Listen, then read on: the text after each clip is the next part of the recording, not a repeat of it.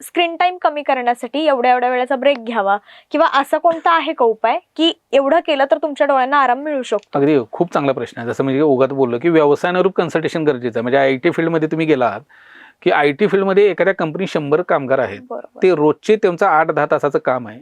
त्यात 100च्या 100 कामगारांना dry syndrome बसतो का हो? नाही ना बसत. नाही. त्या 100 पैकी 10, 12, 15 लोक आहेत त्यांना ड्रायचा त्रास होतो, बाकीच्यांना नाही होत. मग हे जे मी दरवेळेला सांगतो ना, हे निदान करताना आपल्याला मग त्या लोकांना पोटाचा त्रास आहे का, लिव्हरचा त्रास आहे का, पित्ताचा त्रास आहे का, रक्तविकार आहे का, कोट्याशी संबंधित काही विकार आहेत का, हे बरोबर. सगळ्या गोष्टी बघितल्या जातात आणि मग त्याची ट्रीटमेंट केली जाते. हा पहिला मुद्दा.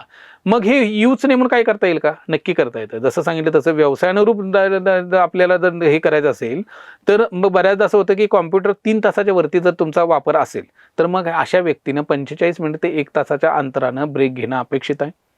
त्यानंतर डोळ्याला विश्रांती 1-2 मिनिटाची विश्रांती दिली तरी सफिशियंट आहे. त्यानंतर थंड पाण्यानं डोळे धुणे हे ओंजळीत पाणी घेऊन त्या डोळ्यांचं ब्लिंकिंग करणं अपेक्षित आहे. काही लोक काय करतात ते म्हणजे टीव्हीत किंवा कुठेतरी बघितलं असताना बरोबर. चेहऱ्यावरती पाणी मारतात.